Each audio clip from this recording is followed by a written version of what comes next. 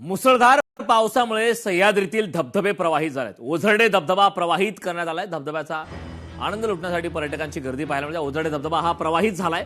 मुसळधार पावसामुळे सह्याद्रीतील धबधबे हे प्रवाहित झालेले आहेत. ओझरडे धबधबा सुद्धा प्रवाहित झालाय. त्याची मनमोहक अशी सुंदर दृश्य आपण लोकशाही मराठीवरती पाहतो आणि या धबधब्याचा आनंद लुटण्यासाठी पर्यटकांची मोठी गर्दी पाहायला मिळते. याचा आढावा घेतला आमचे प्रतिनिधी शशिकांत सूर्यवंशी.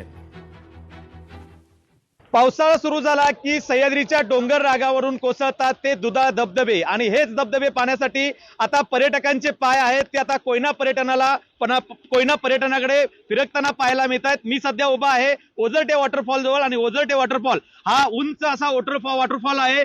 400 फूट उंचावरून कोसळणारा दुधा धबधबा आणि हा निसर्गाची हिरवीगार चादर आणि हा मनमोहक नजारा आपल्या डोळ्यात साचवून घेण्यासाठी राज्याच्या कानाकोपऱ्यातून जे पर्यटक आहेत ते आता या परिसराला भेट देण्यासाठी या ठिकाणी आलेले आहेत.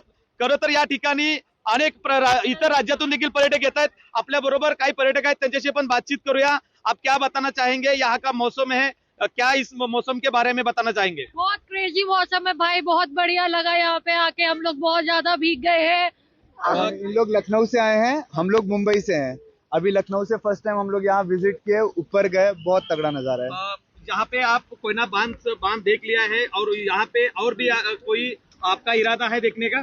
तो अभी हम लोग ऑलरेडी एक टनल कवर किए हैं और इधर कोयना बांध में हम लोग कल गए थे, बहुत अच्छा लगा. लास्ट टाइम हम लोग दिसंबर में आए थे, तब इतना पानी नहीं था एंड अभी डबल है वाटरफॉल में एंड इतना चिल्ड पानी है और वहाँ सेफ भी नहीं है पानी में उतरना. हम लोग खाली बाहर से ही देख सकते हैं. यहाँ का जो टेस्ट है वो काफी अलग है. मुंबई और लखनऊ में हम लोग क्या अलग है, इधर खोपरे की चटनी बहुत ज्यादा आवडते मला. आपण पाहिलं असेल की या ठिकाणी इतर राज्यातून देखील पर्यटक आता हजेरी लावायला सुरुवात केलेली आहे.